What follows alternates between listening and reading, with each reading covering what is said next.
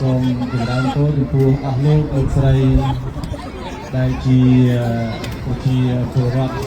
ខ្មែរសហរដ្ឋអាមេរិកទាំងអស់ក្នុងថ្ងៃនេះយើងមានសេចក្តីទុកត្រៀមត្រង់ដោយសារមានចោលឈាមទៀនបូរណភាពទឹកដី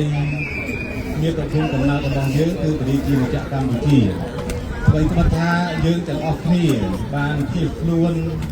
មករស់នៅលើទឹកដីទី3នៃសហរដ្ឋអាមេរិកមានការងារធ្វើមានគ្រួសារមានមុខរបរមានប្រាក់ចំណូលហើយនឹងការរស់នៅបានសមរម្យតែយើងអត់ភ្លេចទេមានប្រភពកំណើតដែលជាទឹកដីរបស់បុព្វបុរសខ្មែរយើង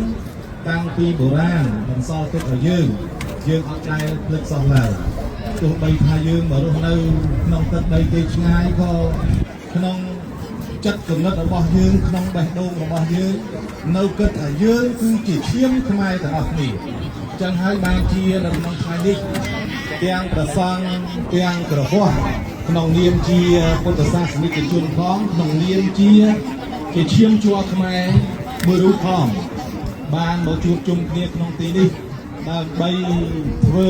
ពិធីជួបជុំគ្នានឹងឲ្យប្រកាសប្រាប់ពិភពលោកឲ្យដឹងអំពីទង្វើអាក្រក់របស់ចៅសៀមដែលបានឈ្លានពានយកទឹកដីខ្មែរយើងទាំងកំរោល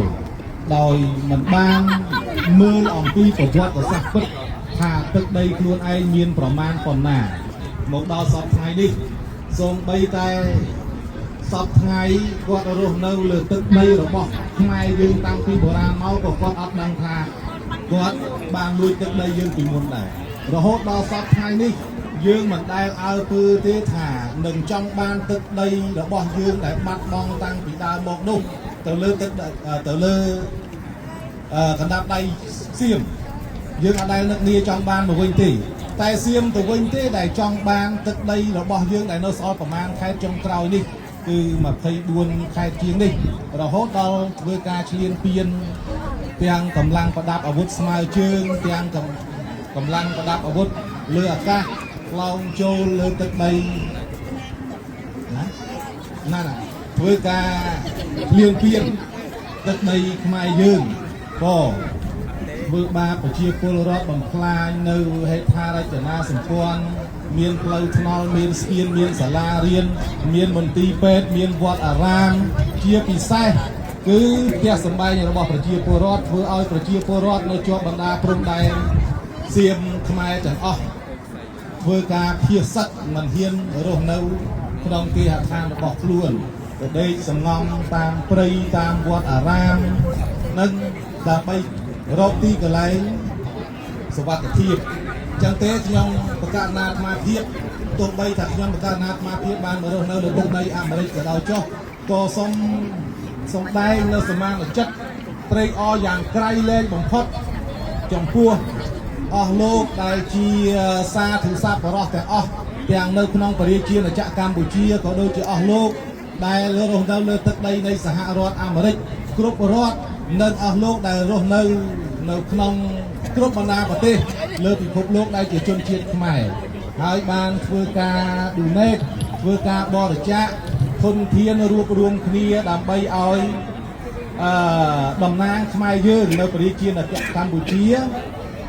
នឹងចាត់ចែងទៅជាស្បៀងអាហារទៅជាគ្រឿងឧបភោគបរិភោគសម្រាប់ជួយដល់ជនភៀសសឹក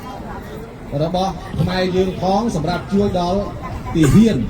ដែលលោកកំពុងតែយកទ្រឹងហ្វាំងការពារនៅបូរណភាពទឹកដីតាមជួរព្រំដែននៅជួរមុខនឹងផងទន្ទឹមនឹងការអរគុណចំពោះសប្បុរសទាំងអស់ក៏ខ្ញុំបកណាអាត្មាភាពអត់មានអ្វីច្រើនទេគឺមានតែសូមបួងសួងឲ្យខ្មែរយើងឆាប់ទទួលបានសុខសន្តិភាពសត្រូវនៅជិតខាងទាំងប្រមាណដែលមានចិត្តខូខើមានចិត្តបំណងប៉ុនប៉ងចង់បាន នៅទឹកដីខ្មែរសូមឲ្យសត្រូវជិតខាងទាំងអស់នោះ vì liệt chặt trai khai chia hao sự cam chặt vì thay năng to tư của mấy ạ hàng lời chơi vô kia chia để chặt cam thu chi Ở sông, ở con